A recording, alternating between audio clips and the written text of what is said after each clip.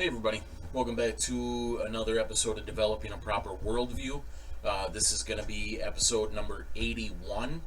And as always, I just want to preface this by saying if you're new to the channel or you happen to be catching this video randomly, please go back and watch these in order. They're done in a sequential order, they're done purposefully, hence the title Developing. We're trying to build foundation of we laid a foundation in part one with the gospel, and then we're building upon that. Part two, we looked at creation versus evolution. Part three, well, prior to that, we had a little parenthesis between two and three of looking at the occult foundation of America, and then in part three, we looked at America itself. Well, I guess that was part three, is the foundation, the American Empire, so to speak. But we had two videos there, the Megiddo videos. I can't remember how I would define those. They're kind of an overview, I guess, of the entire thing. But so then we did part three, and then part four, we looked at the 9/11 conspiracy. Part five, we looked into martial law, and now we're going to be starting part six. But again, we're going to have a little parentheses between 5 and 6. The first few documentaries we're going to watch kind of fit into both categories. Part 5 being martial law, part 6 being the New World Order. And it's because, I guess in my mind, I was thinking part 5 is kind of showing the technology that exists and the authoritarian system, the military might, the force of this New World Order military industrial complex, and how they would be able to take our freedoms, how they would be able to persecute us, and showing historical examples and showing you where this is likely going in the future. And then part 6, the New World Order, is kind of just unfolding their plan, showing the system itself. But like I say, these first few documentaries touch on both. So we'll be looking at those. The first one we're doing is called The Matrix of Evil. I don't remember too much about this documentary. I know it was one of the early ones from InfoWars. So the production quality wasn't that great. I think this is early 2000s, so this is really prior to them becoming a massive media corporation. This is when it was still just an upstart radio program, really. So the funding wasn't there to produce great quality videos. So a lot of those earlier Alex Jones documentaries are grainy footage, a lot of handheld camera type stuff, but and there's way more than what we've covered, but the ones we're covering have good information. So although the quality and the just the type of documentary it is, it might not be as entertaining, it might not be as enthralling, it might be harder to follow. But again, the information contained in it is necessary. A lot of it might be repetitive because, again, we're touching into that whole martial law system. But then we're starting to look at, with the New World Order, how this world system is going to play out, what their plan is, what it's going to look like. It's really, I've had a hard time wrapping my mind around it because, in one sense, the New World Order already exists, in the sense that if you watch the movie from the 70s called The Network, it describes it perfectly there. It's there are no more nations, there are no more sovereign states. There's only DuPont and IBM and AT&T and Bell and Apple and I'm giving some modern references, but it talks about how the world is a collage of corporations intermingled under a monetary system of gains and profits, and that really exists. I think there's only As far as I know, there's only 3 countries that are not part of the world banking system. So, under the umbrella of the World Bank, we already have a New World Order system in place. There's a financial system there, which is, I guess, one branch of this illuminated system. I guess they would have to come together philosophically, um, uh, politically, and then they'd also have to come together in a religious aspect as well. So maybe there's one side of the pyramid built. Like if you think about like what the one world system looks like, I think you have an industrial arm, a financial industrial corporate arm. That's and again that's already pretty much unified. And then you have a religious branch that is not unified, but there are attempts at that, and we'll get into that later down the road as well. Things through like the World Council of Churches and the ecumenical movement, things like that. Popery is the head of that. The Roman Catholic institution, the Antichrist, is the head of that arm of this, and as far back as like 2000 they had a worldwide religious summit led by Pope John Paul II, where he brought together Indian shaman, Buddhist monks, Hindus, all sorts of different religions. The Jewish, the Islam, they were all together in a ceremony led by Popery, and that's their aim. That so the blueprint at least is there for that. It doesn't exist yet. And then there's the political arm, which had the blueprint laid out with, after the First World War, what did they form? The League of Nations. And that wasn't strong enough, so then they had a Second World War, and out of that came the United Nations, the UN. So that part of it is almost there as well, although there are, like the wars and the conflicts, that's all pretend. Like again, go watch that movie The Network. It talks about like, do you really think the Russians in their state meetings are sitting there like Dr. Evil going, ooh, how can we get the Americans, how can we propagate Marxism and all that? No, they sit and they talk about profits. They talk about gains. They talk about their economy. It's again, it's a world system. There's not really enemies right now. I guess there's kind of bickering and maneuvering for control over resources, which I don't fully understand. I don't know. I'm getting way ahead of myself, but so there's essentially, the way I can see it, three arms to this pyramid, and it's symbolic. That's why the Illuminati uses a pyramid symbol, I think. And one of them's there, one of them is almost there, one of them has the blueprint. It wouldn't take much for it all to come together. And so through this next part, the New World Order, we're kind of looking at what that will look like. I don't think we get into the religious aspect. We're going to do that in another part when we start looking at the occult, and how all cults, which anything that's not Orthodox biblical Christianity, at the top levels is Luciferianism. It's a worship of Lucifer under various different names. And so that kind of already is unified. So and we'll look at that further down the road. Right now we're looking at kind of the political and the industrial, which is backed by the military. We're looking at those arms of this New World Order system and how it's coming together, and what it'll look like, what it currently looks like, where it's going. Again, I don't remember what Matrix of Evil touches on.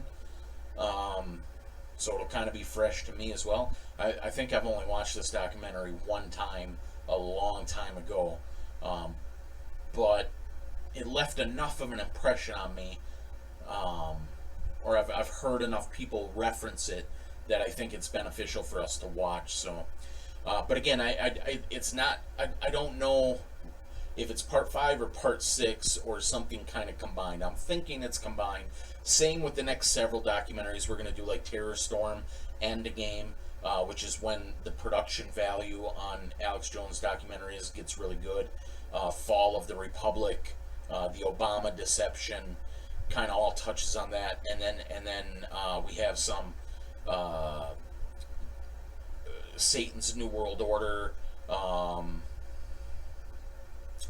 Invisible Empire, documentaries like that show the religious aspect of this New World Order. So I guess we will get into that in a way as well, but we'll explore the religions, the false religions, the Luciferian occultism further down the road.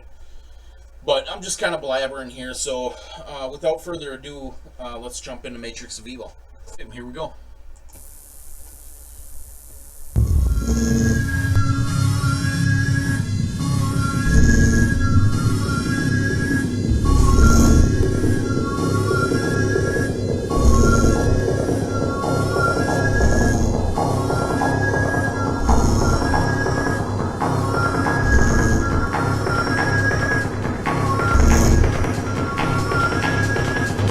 The public plan, hive minds, connecting us all in by law, with microchips in our brains by 2025. We're looking at the literal realization of a military police state in America.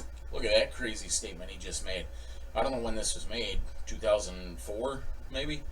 It was post 9/11, but he said microchips in the brain by 2025. Elon Musk, just I think this year or last year, is rolling out that Neuralink technology, talking about microchips in the brain. I remember years and years and years ago looking at a study from the United States Army that said they wanted implantable chips in the brain by 2025. The American people have failed in their oversight of the integrity of our political system. The entire economy will be prisons, police in black ski masks, a Nazi Germany-like nightmare. The final target is the American people. We need to break that connection between the police and the military. They're charging people with weapons of mass destruction because they have marijuana. I support the Constitution, which wants to be at odds with my own party. There really is an Illuminati. There really are 13 families.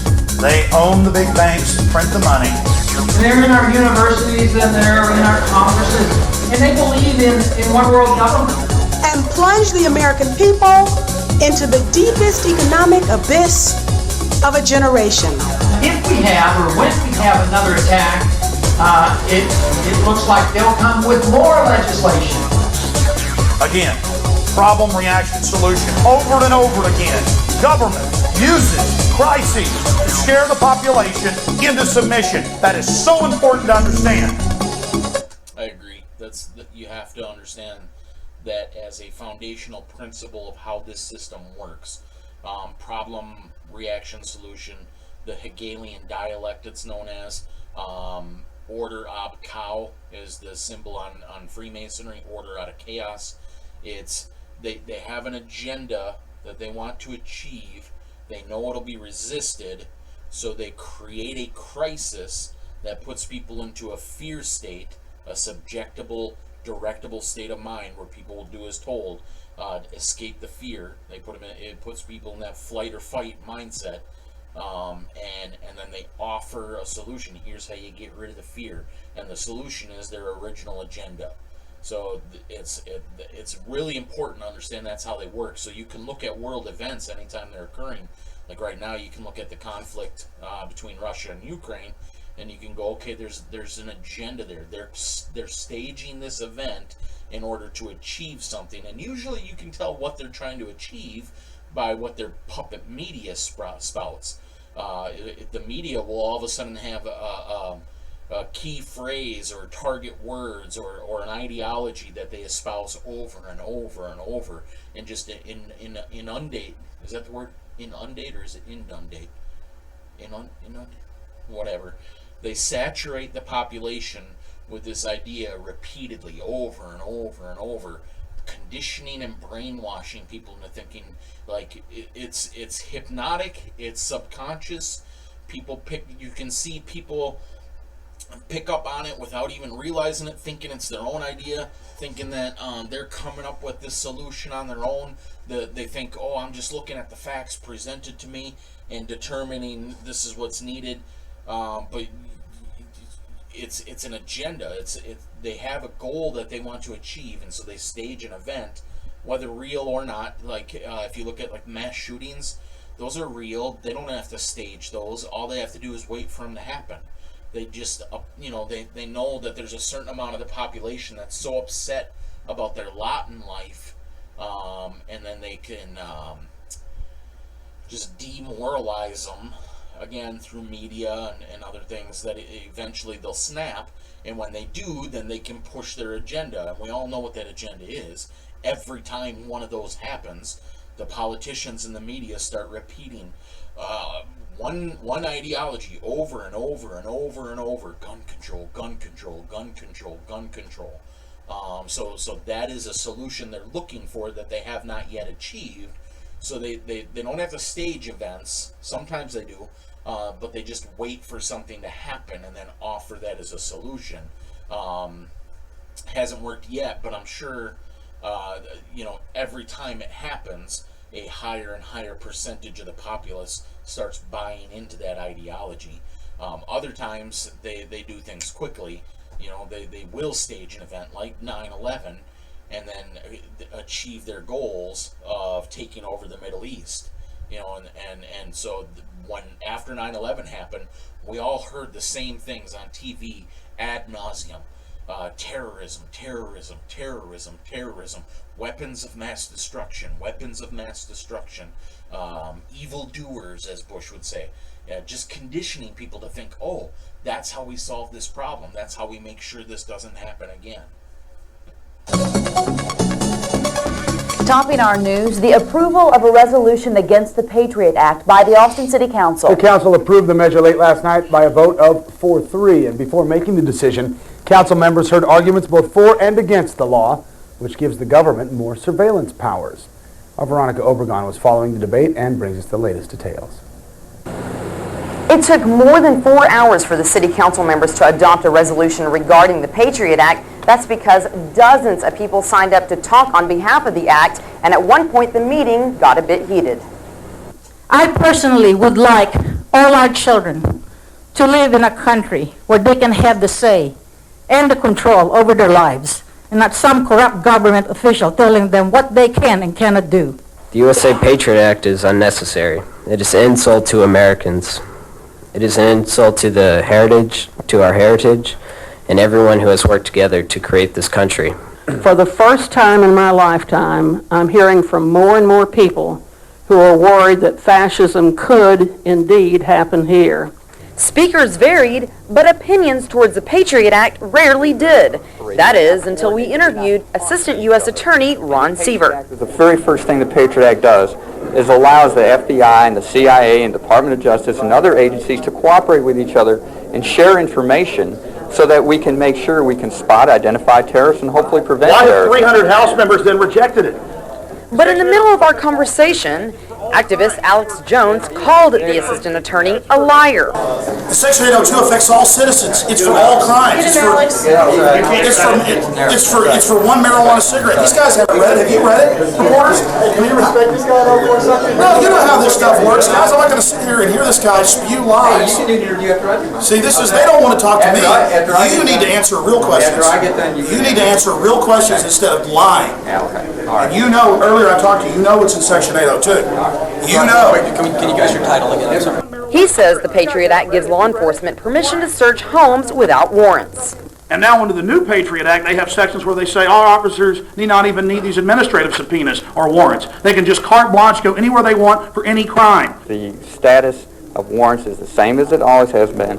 To do a search of a residence, we have to go to a judge and show probable cause, and a federal judge has to authorize it, and there's no change. That is not true. It clearly says secret. We will protect liberty at all costs. Hey, guys. That was Veronica Obregon reporting. Meantime, some Central Texans, as you could hear in that piece, are still struggling with the effects of the Patriot Act.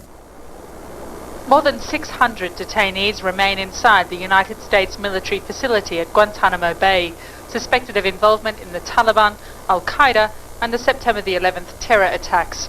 They are in legal limbo, held... See, and this is how they condition us, because even me knowing all this stuff, we hear Al-Qaeda, and we hear terrorists, and we think, oh, okay, yeah, we got to get those people. Those are dangers. But it's setting a precedent where in the future they can identify anybody as a terrorist, and we know from the scriptures that it's going to be us, it's going to be Christians, it's going to be libertarians, people who believe in the Constitution.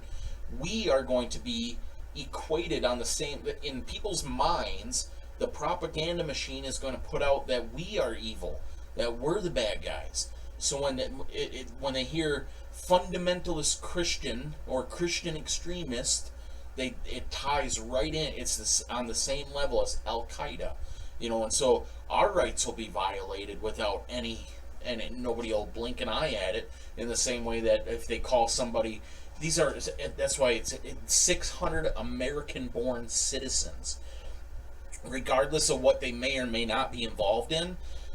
They're supposed to have constitutional freedoms. They're supposed to be protected from that kind of tyranny. We don't know that these people are guilty of anything. They're supposed to be offered due process. So the way it happens to them is the way it's going to happen to us. Without charge or trial and not recognized as prisoners of war. Alex Jones and several folks have will be donating time to Mr. Jones, but our rules are they have to be present to do so. Sean Lausen, is Sean Lausen here? How about Eliza Giles? Eliza? Mayor, I had about 20 that we can haul in here. I know. I know 15's the max. We'll figure out. Yes, four folks will be the max, so you'll get there, Mr. Jones. Don't worry about it. All right. Thank you. Denise Keeper Lausen. Sorry. Carlos Tame. Okay, Carl. Okay. Dummy. Yes. Okay. How about Mark Wallace? Okay. Let's see now. Well, so far that's only 6 of the 5 people that attempted, Mr. Jones, to give you 3 minutes. Only 2 are here, so you have 6 additional minutes. I'll give you 9. Well, unless somebody else. Mayor, I can go outside and get people. I think folks kind of got. I'll give mine to them. Are you signed up to speak? Yes, I am. What's your name? Trevor Holly. Yes, sir. Okay, I need one more person. What's your name, ma'am? Rebecca. I'm sorry. What's the last name? Okay. Okay, so Mr. Jones, you're now at your maximum of 15 minutes. I will say, folks, occasionally you'll see myself or council members leaving the dais. I promise you when we're back in the back, there's a television and audio we can hear and see. Oh, so yes, Mayor, I believe you. Don't be offended when I leave. I'm not offended. Welcome, Mr. Jones. You have 15 minutes. Well, thank you. And I hope you do stay because this is important. And I want to thank the people that came here that are part of the Second American Revolution. We shall prevail. That is a guarantee. Because as the New World Order turns up the heat, they're going to form more resistance. The tighter they squeeze, the more people are going to have that light bulb go off above their head. Now, I believe this council is made up of good people. And I think it's great that Jackie Goodman, Mayor Pro Tem, has brought this forward. Let's go through the facts. And John Ashcroft and Lord Bush and their military-industrial complex owners who are setting up a military dictatorship. I mean, this is admitted. PNAC documents cannot hide the reality of what's happening. In fact, Ashcroft, 6 months ago, really committed a federal crime. In sworn testimony before the House and Senate, he said there is no new terrorism legislation. It's not been introduced. The Domestic Security Enhancement Act, the Justice Domestic Security Enhancement Act, House and Senate versions. It's like if I got up here and said the sun didn't come up this morning. You'd laugh at me, but the press didn't call him on it. Now he's saying there is a Patriot Act 2 and Victory Act 1 and Victory Act 2, and you better pass all of them. You know what's in Patriot Act 2, Section 501? If you fit the description of a terrorist under Section 802 of the first Patriot Act, you can be arrested and secretly executed. That's right, a 3 military judge panel. Now what is Section 802 of the first Patriot Act that passed on October 27th, 2001 at 5 in the morning when no one was allowed to read it? according to members of Congress. The definition of terrorist is any action that endangers human life that is a violation of any federal or state law. They have many other definitions about anything that influences government. Go read it for yourself. They're counting on you not reading it. They're counting on you not finding it. Ron Paul and others have pointed out that Hitler and Stalin and people didn't have the nerve to put stuff like this down on paper. They just did it.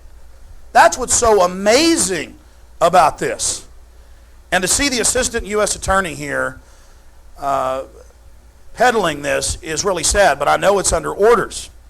Because 2 months ago, it was reported that Ashcroft met out in Hollywood with the heads, the big editors of all the newspapers, and the heads of law enforcement, and said, we'd like you to go out and write editorials, editors, we'd like U.S. attorneys, assistant attorneys, write editorials, get on talk shows, get out there and sell that this is the people, that this is good, that this is a wonderful thing.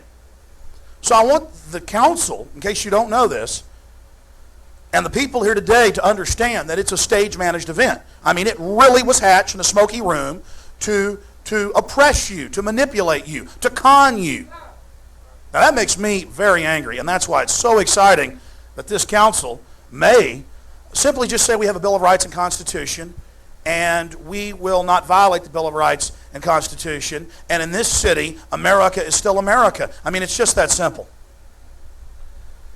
Now, I'm sure you heard about 5 years ago about the FBI crime lab. The head of it, Dr. Frederick Whitehurst, who I've interviewed several times, said, I'm not doing this anymore. We've been framing people, manufacturing evidence. This is out of control.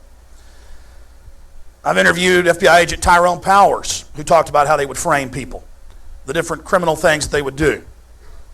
Tulia, Texas, 56 black people, no criminal record, no drug paraphernalia, no nothing. On the word of one corrupt cop, gave them all 20 to 90 years in prison.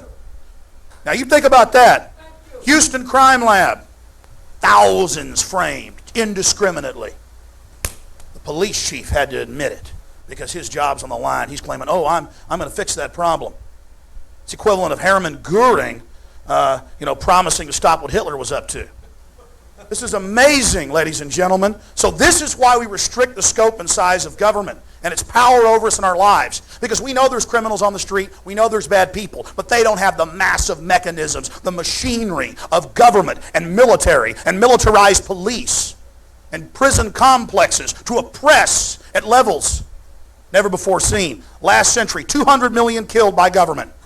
200 million killed. Millions of American Indians, Native Americans killed in this country. So don't tell me we shouldn't have a concern when the most draconian legislation in the history of the world, dwarfing Byzantine Spain and France, is rolled out against the people.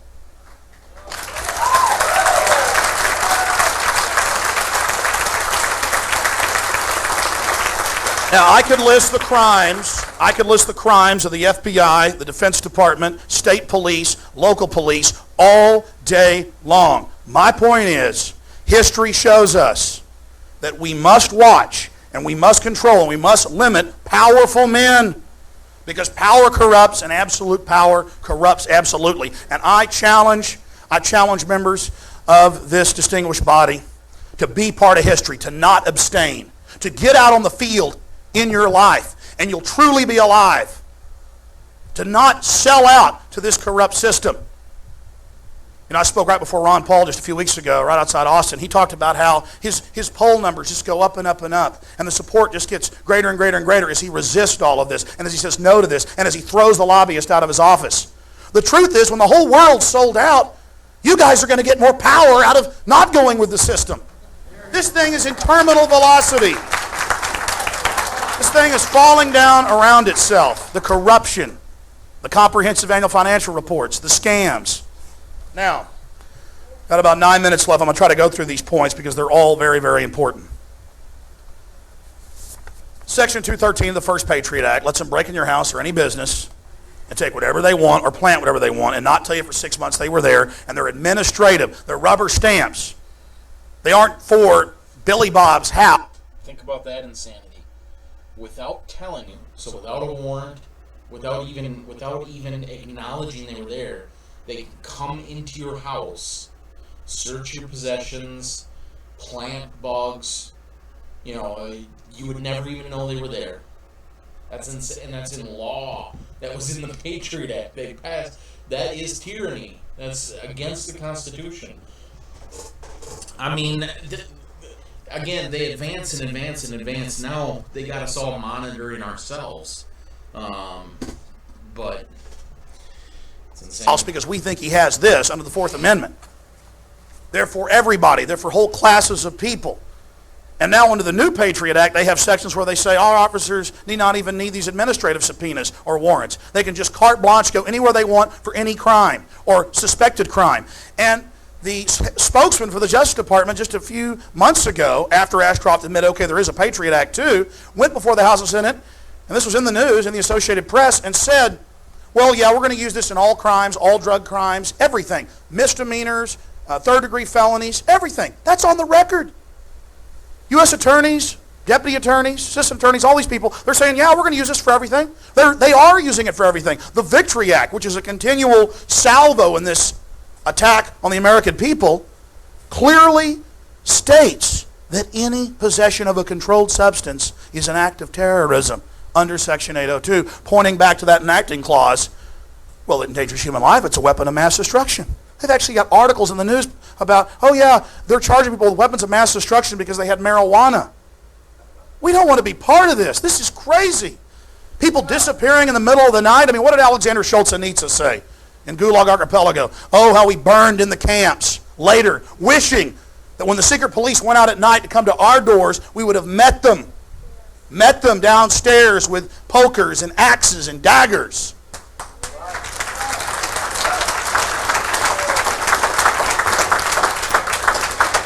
America is a great country full of great people, and it deserves better than what's happening. And I personally monitor every day the news wires, Reuters, AP, AFP.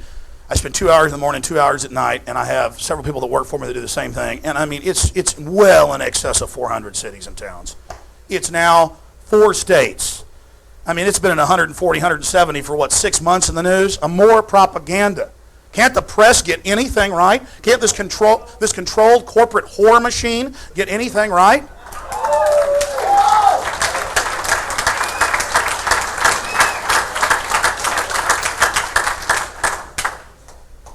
Now, 10th Amendment, very important subject.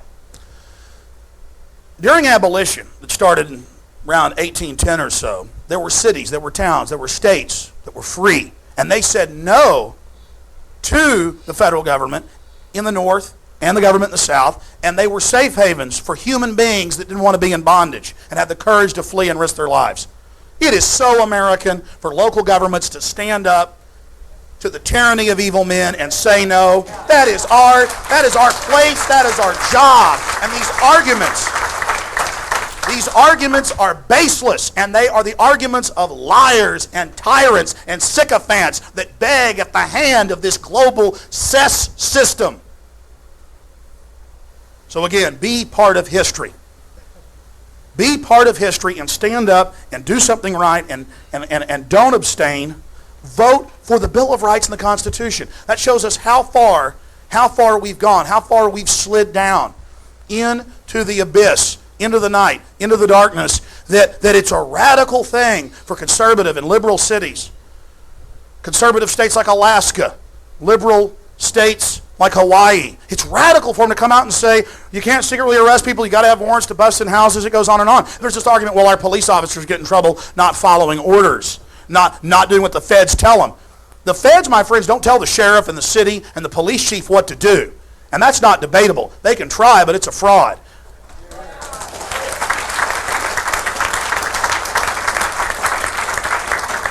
And it goes back.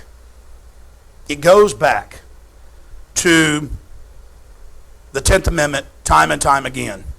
And it's clear. It's clear. The Nuremberg trials showed this. That you do not have to follow an unlawful criminal order. Blow that person's head off and stick them in an oven. No, you don't have to. Torture these Vietnamese women to get answers from them. No, I'm not going to do it.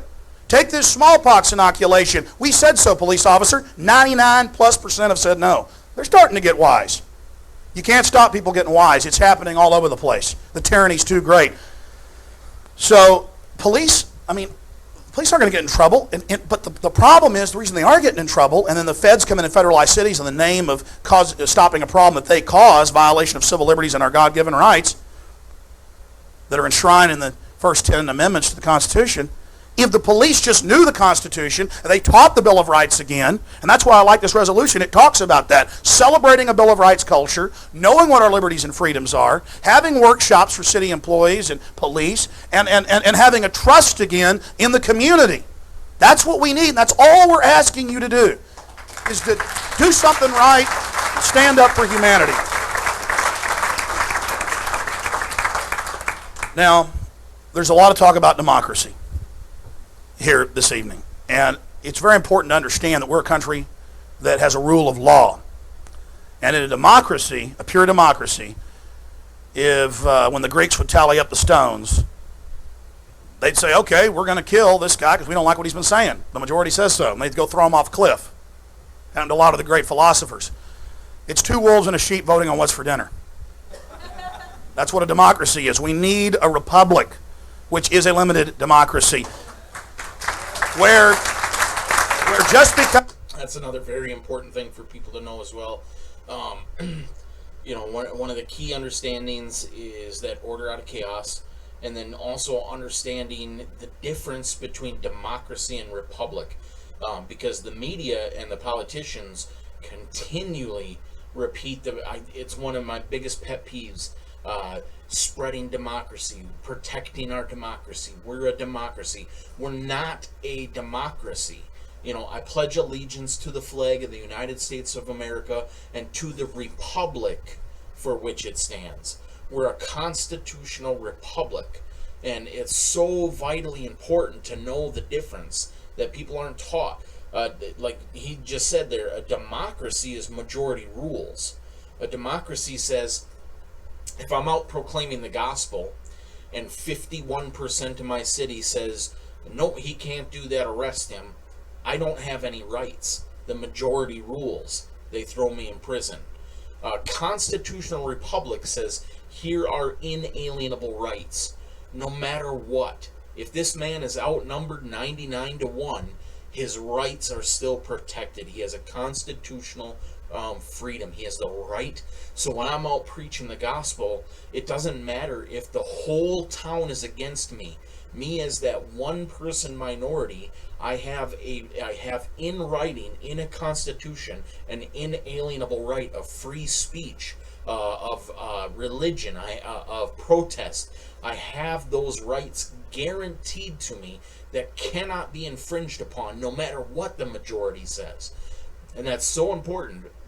Once we made that switch from people thinking we're a constitutional republic to a democracy, now it's just popular opinion.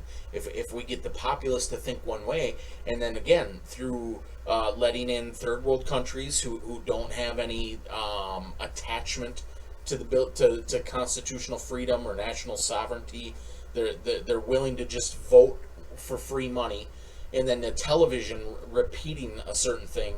The populace, the majority against morality and Christian ethics and constitutional freedom, that the majority against that starts to grow to the point where we're at now, where you've got a nation divided. You got 50-50. You got, and I wouldn't even say it's 50-50. I think we're already done.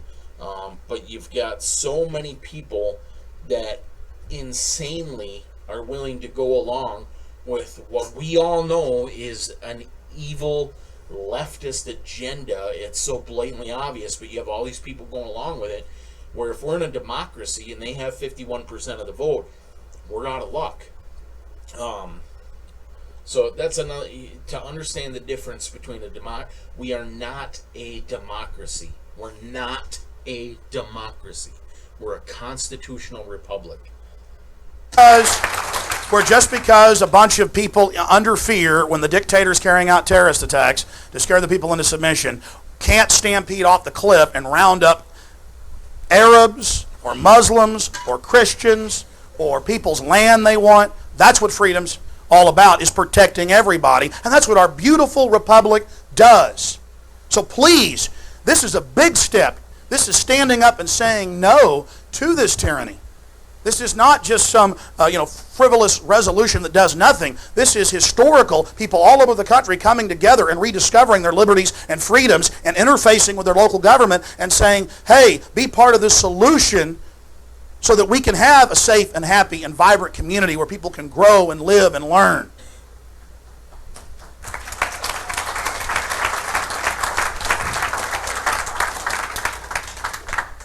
Now, it really is important also for the council and for the people assembled here today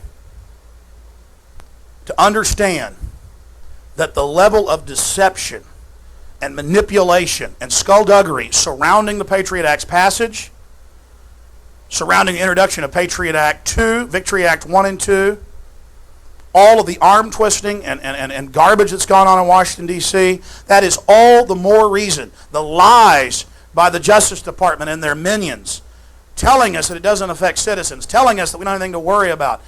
It demands that we stand up and speak out and repudiate this nightmare legislation. I mean, it just, there's darkness swirling around this thing.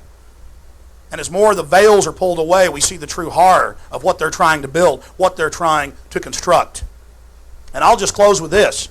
And it is scary. We need to be scared so we can get involved and stand up. That's what fear is about. Getting you moving, not hiding under the pillow, not hiding under the bed. General Rick Baucus, you should have heard about it in the statesman, but of course you didn't. Brigadier General over Camp X-Ray resigned. He said, I'm not going to be part of torturing these people. These aren't even Taliban or Al-Qaeda at this base. This is all a big show. And he left. Did you ever hear the head general said, I'm not going to torture these little kids? Well, most of them are like 12. That's sick, folks, and nobody even knows about that. Nobody even knows about that. That's Associated Press. That's the reality of what we're dealing with and facing. So I'm asking the people of this council, the citizens of Austin, to join us and to do the right thing, and again, to be part of history. Please do it. Do the right thing. Please don't abstain. Please vote and reaffirm the Bill of Rights and Constitution and the soul and heart of America. And again, I want to thank all of you for being here.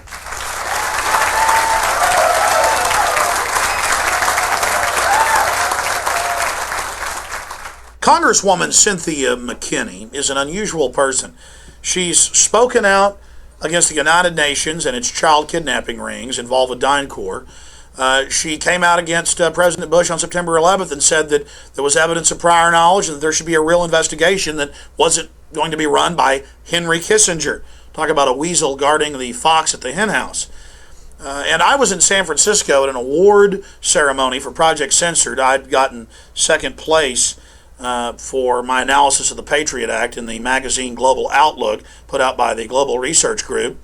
And what was really interesting is after her speech, after the award ceremony, she ran up and hugged me. And she said, oh, Alex Jones, Alex Jones. And I didn't know that she even knew who I was. And she said, yeah, your film, Road to Tyranny, woke me up to the New World Order. She went on to say that your footage of Oklahoma City and the prior knowledge, the government involvement's amazing. And of course I'm saying to my camera guy, get over here, get over here, get over here. And then we talked to her some on camera and she repeated about the UN, the white slavery rings, and about the documentary film and how powerful it was for her. But for me, it's an example of what one guy in Austin, Texas can do. Because I know the Dixie Chicks have admitted that they woke up to the fakeness of the war because of Road to Tyranny. I know that Congresswoman McKinney woke up to 9/11 because of my film, at least partly. I know that a lot of prominent people have woken up. How many just average folks out there who are just as important as these people have been awakened? And it shows what one person can do. So here's some excerpts of Congresswoman McKinney's speech, my discussion with her, then myself receiving the award and a short speech I gave about the New World Order. And then we'll also get us some excerpts of a discussion we had with Frank Morales, who is an Episcopal priest in New York, who's written some of the most in-depth analysis that I've seen about the martial law roundup plans, the Inter Passe Comitatus, moving into this prison-style economy. So here's Frank Morales exposing the police state, Congresswoman McKinney, and of course myself at the Project Censored Awards for 2004. I want to welcome you to the 27th Annual Project Censored Awards ceremony. Please welcome Cynthia McKinney. I have just one question. Who are we and who's responsible for what we've become? As I survey the landscape of the changes that have taken place literally before my eyes over the course of my lifetime, I have to wonder, where did we go wrong? George W. smirks, Dick Cheney sneers, Rumsfeld jokes, Powell blusters, Rice lies. Enron and WorldCom steal, DynCorp vaccinates, Halliburton feeds and feeds and feeds and feeds. Americans hurt, and in Iraq, Americans die. Our national leaders insult our allies, create more foes, reward their friends, increase our insecurity through their own policies, and plunge the American people into the deepest economic abyss of a generation. Massive failures all around us enter into the calculation in any answer to my question. Who are we and who's responsible for what we've become? From the lies to our servicemen and women and to all of us about Iraq, to the still unanswered questions about September 11th, the Congress has failed in its... Think about what she just said about Iraq. This is just, I mean, nothing should surprise us, but for months and months and months and months before the invasion of Iraq, our politicians kept saying they've got weapons of mass destruction. We have to make a preemptive strike to prevent another 9/11. 9/11 was some dudes in a cave. Can you imagine what would happen if our enemies with weapons of mass destruction attacked? We've got to go stop him. He's a known enemy who wants to hurt America, and he's got these weapons of mass destruction. We need to go get him. So they got the American people to do that. Went there. Thousands and thousands of American troops died. I don't know exact numbers, and then I've heard over 1 million Iraqi citizens, including women and children, were killed. We were using irradiated weaponry, so we're just leaving bullets with radiation all over them. What kind of wickedness is that? But just killing and killing and killing, taking over the country, taking over the oil fields. And then, years later, admitting, there were no weapons of mass destruction. Is that not crimes against humanity? Shouldn't that be like Germany put on trial for World War II? Shouldn't Bush and Cheney and Rumsfeld and all those guys, that whole cabinet, should they not be held accountable for all those deaths, for going in there and killing on a pretense that wasn't real, that they knew wasn't real? But nah, it just gets brushed under the rug. Agenda achieved. We got what we needed. Oversight of the executive branch, and the American people have failed in their oversight of the integrity of our political system.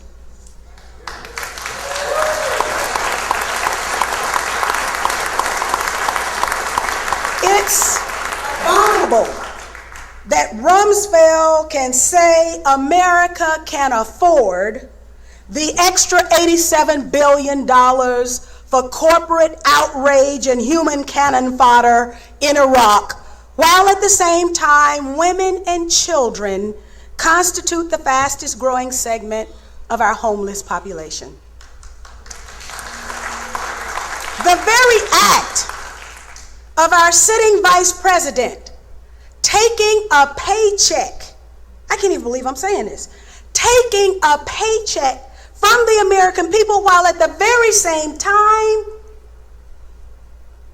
taking one from a corporation that gets billions and billions of dollars in no-bid sole source contracts should make us Biden, Joe, yeah, all outraged, and the vice president should blush.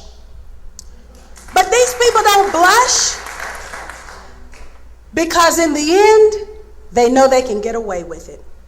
We also now know that the administration has kept many secrets from the American people, including changing a September 11th ground zero environmental impact statement in order to speed up the opening of Wall Street.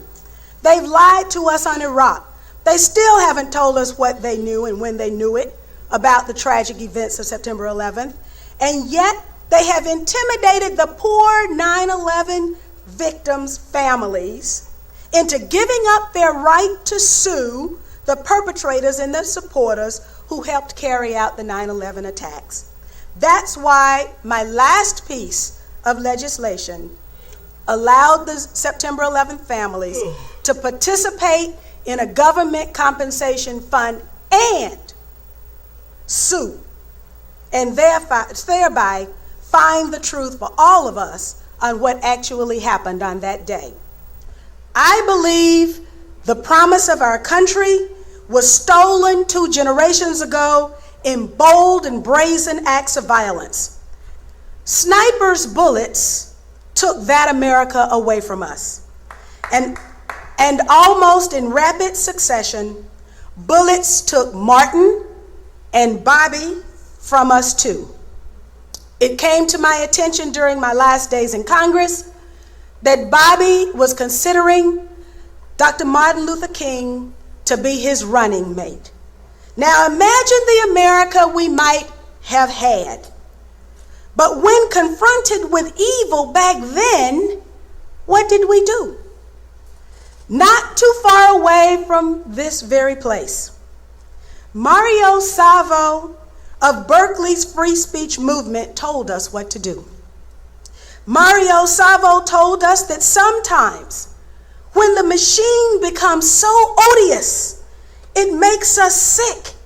And at that point, we have to put our entire bodies against the gears and the wheels and the levers, against the entire apparatus, and we have to make it stop.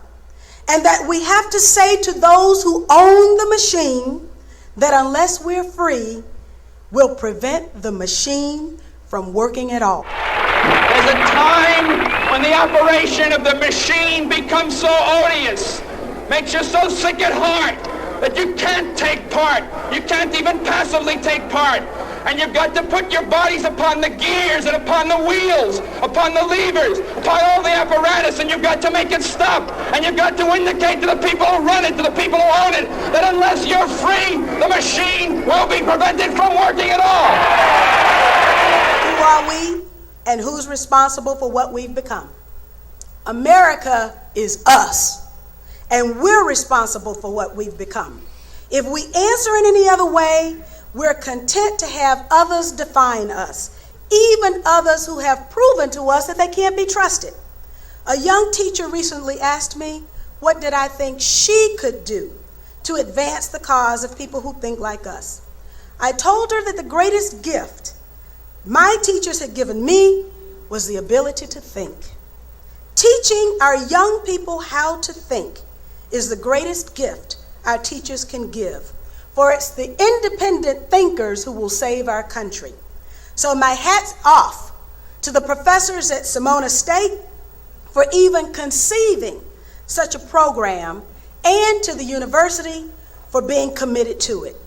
Project Censored ensures that our country will have a cadre of young people trained to think. And for those of us who care enough about our country to find out what's going on, Project Censored makes it easier for us to know so that we can make for our country a better tomorrow. Thank you to the journalists for writing the stories that you've written. Thank you for inviting me to participate, and thank you, 7 Stories. Thank you. It was an amazing meeting. You say you saw my video, Road to Tyranny? I saw your video. It's absolutely wonderful. And what's so good about it and irrefutable about it is that you use original footage. And what through my experience with working with COINTELPRO and the murder of Dr. Martin Luther King Jr., I can tell you that the one thing that they don't want in the hands of the people is the original footage, because then people like you can go back and dissect exactly what happened, exactly what was said, exactly who said it, and at what time they said it. And that's exactly what you did. And so the credibility that you give to your argument by using their own words and their own timeline is phenomenal. So you did all of us a tremendous service by giving us the documentation that you did. Well, we're talking to Congresswoman Cynthia McKinney, and I'm not just saying this on the radio. I've said it many times. You're one of the few people that had a wide range of understanding in legislation, and you spoke out about so many issues. Whenever it was about freedom or liberty, wasn't a Republican or Democrat issue. No, not you at stood all. up, which is why the establishment obviously targeted you among just only a handful of others in the last decade. They had to get out of there. What would you say to others out there about getting involved and making a difference? Well, there's one thing that's for sure. If you don't get involved, you'll never make a difference. But by getting involved, I believe we still can make a difference. Now is not the time for us to give up on our political system. We're here in California. On October 7th, there is going to be a result. Now, there can be some people who choose not to suit up that day, choose not to participate in the game that'll be played, but they'll have to live under whatever the regime is that comes to power on October 7th. In 2004, in November, there's going to be an election and there's going to be an outcome. Now, for people who want to say, well, we don't have confidence in the system, we don't have confidence that our votes are going to be counted, that's all the more reason to participate more heavily and investigate. In fact, absolutely. Before the camera was on, I was talking about Diebold and these companies, and they found them bragging that we'll deliver votes to Bush, and we're going to manipulate things. This has been actually in different regional newspapers. It's coming out, but the average person isn't aware. You were telling me about a Tennessee case of some election fraud. A Tennessee case that was mentioned to me by Judge Joe Brown, who's on television now, television judge. But there was a case in Tennessee where the tabulation software added illegally a quarter of a vote to the favored candidate for every one vote that the unfavored candidate received. Now that was flat out wrong, but because this particular unfavored candidate had Judge Joe Brown on his side, they were able to sue and find out exactly what happened. So we understand that these manipulations are going to take place. So they're even computerizing the paper ballots already, what you're saying? This was prior to the touchscreen. And so you're absolutely right. This is with the paper ballot. That is scary, and now they want to get rid of even the paper ballot so there's no record. That sounds perfect for George Bush. Well, George Bush isn't the only person we have to fear. It's the system itself, and those who feed at the public trough, they are the ones that we now have to fear. And that knows no party, knows no color, knows no class. I mean, the only thing that's going to save us are people like you, the activists who are here, the independent journalists who are willing to search for the truth and take it to the American people no matter where it ends. Congresswoman, that's just amazing. I read your full press release and quote about 9/11 on my radio show. And I have a conservative and a liberal audience. It's just Americans. All you said is we have bus accidents or train wrecks and we have investigations, but there shouldn't be one about the biggest terrorist attack in U.S. history. And then the media didn't take your quotes, they just attacked you on lies. Yes. And I've never seen such a demonization campaign. Then I saw the polls, the Atlanta Journal-Constitution was going your way, and they pulled it. Can you talk about both those issues? How trained professional journalists can get a story so wrong is a mystery to me. And so I have to believe that they got it wrong, not by accident, but because there was a desire to get the story wrong, that demonization that you were talking about.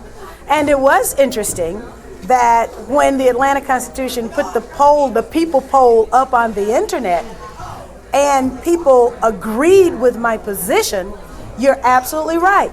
They yanked it They stopped it, they yanked it from the internet and said, okay, the poll is over. So we understand that there are a lot of people out there in America's heartland who think just like we do, who have seen the outrageous behavior, starting with the Florida election and then declining from there, of this administration, and understand intuitively that something is wrong. They may not understand exactly what, but they know that something is wrong. We're on the wrong track.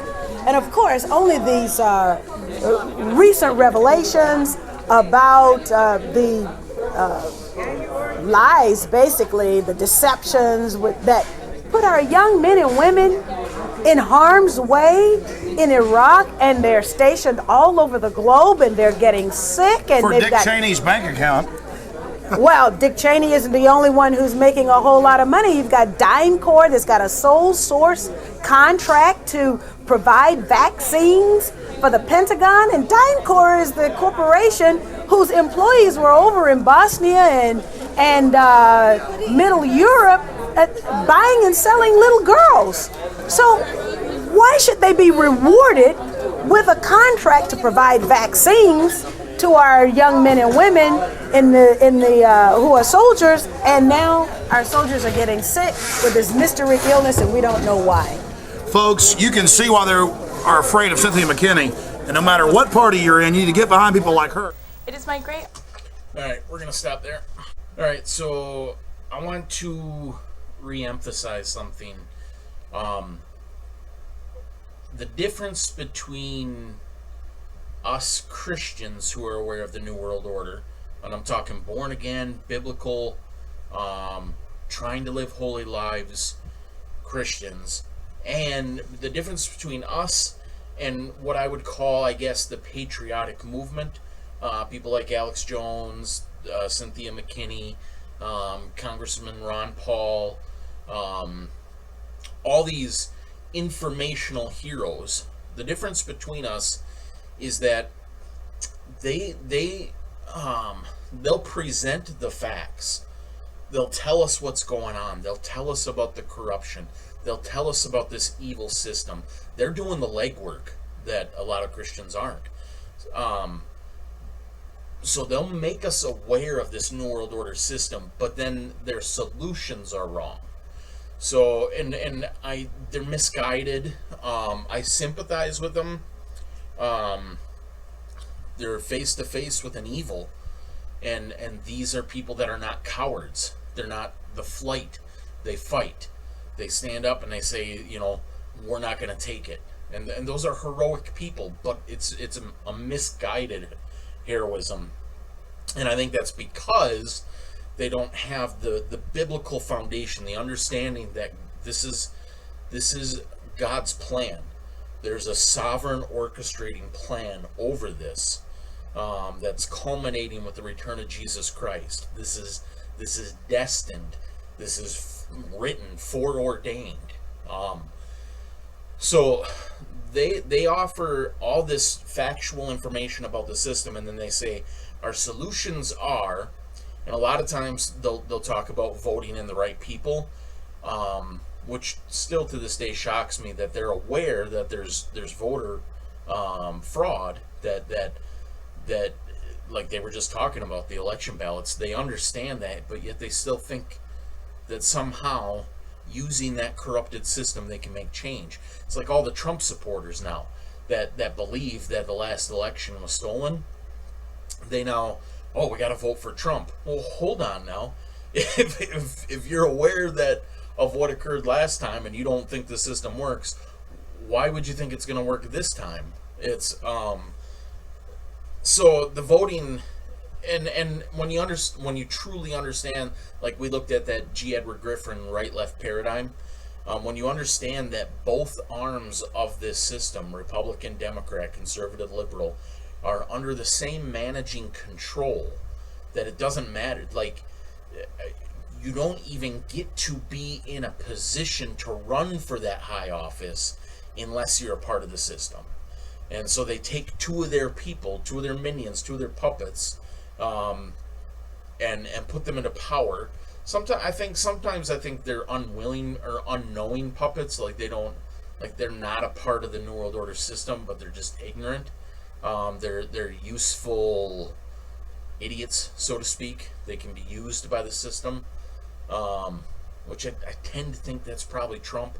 I'm not saying he's an idiot. I'm saying that in the sense that he's unaware that he's being used and manipulated for a purpose. But both arms of this system are under control. So even if the voting were fair, you're voting for the same system. You're voting for the New World Order. You're voting for New World Order Red or New World Order Blue. It's all it is. Coke or Pepsi. In both cases, high fructose corn syrup is making lots of money. So what was my point here? Oh, their solution, that's their solution, but when you read behind the lines, what they're really propagating, what they're really espousing is resistance, resistance, resistance, which when you read between the lines, they're just afraid to openly say it because it would be a crime. They would be immediately taken down. What they're really saying is revolution. They're talking revolt. They're talking conflict. That's their like when you follow that path, that's where that goes, because you're not going to win the other way through the voting. So the only other solution for them is conflict. So that's the difference between them and us. We're not going to resist. We've talked about this before. We're not going to resist with violence. We're not going to resist with revolution. That's not our path. Our path is, here, we're going to present the information so that you're aware of what you're in, so that you're aware of this system, so that perhaps it'll frighten you or awaken you or something. And then our solution is the gospel of Jesus Christ. Our solution is get your heart right with God, and He'll take care of you. This is going to happen. It's foretold. It's going to occur, and everybody in it is ultimately going to be judged. Your only hope is to escape it, and the only escape is to be translated from this kingdom of darkness into the kingdom of light. You must be born again. You must have your heart sealed with the Holy Spirit. You must be brought out of this kingdom spiritually into the kingdom of God. And then you can rest easy. It's okay. It doesn't matter. The system, it's going to do what it's going to do. We're going to be persecuted. All who live godly in Christ Jesus will suffer persecution. But that's okay. To live is Christ, to die is gain. Once our soul is secured, it doesn't matter what happens here. It doesn't matter what happens to us. This is a very temporary life. It's gone like that. I'm 40 years old in the blink of an eye. Like, even just saying that just sounds so foreign. It's like I'm still a kid in my head. I just got out of high school. It's like it's gone in a moment. Every older person will tell you that. It's just, and it gets quicker and quicker as you approach the end. It's done. It's a vapor. So what happens here is really irrelevant. It's about getting into the kingdom of God so that your eternity is secure. So we use these facts and information to awaken people to the reality of the situation, and then our solution is you've got to get into the kingdom of God. This is all coming to an end. It's there. We can't resist it. We can't stop it. It's going to happen, and it's going to be destroyed. Your only hope is to be in the ark. Come into the ark of Jesus Christ. Get your heart right with Him. Be secure in Him. Be sealed with the Holy Spirit. Be born again. And that's why we started with part 1, the gospel. You have to get that right. When you have that right, you can rest easy. And then you can just know all this information to be aware, to be alert, to try to figure out where we are on the timeline. Although we're not date setters, we're not gonna. Nobody knows the day or the time, only God. But we can look at the signs and we can go, oh, okay, I see why this is happening. And we can try to have a detached heart from the system. We can try to not be in love with the system so that it's hard to separate. We can hold it at arm's length and go, it's dying, it's perishing. This world is fading away. And so that's the difference between these informational heroes, the ones that are doing the legwork, the ones that are figuring the system out, and our hope ought to be, man, these people need to get saved so that they realize that the only hope is in Jesus Christ. We can't stop it. We can't fight it. It's a losing battle to fight against it. That's what it wants you to do, so it can destroy you. But your only hope is in Christ. So with that, we're going to wrap up. As always, I appreciate you guys watching. I love you, and Lord willing, we'll talk to you next time.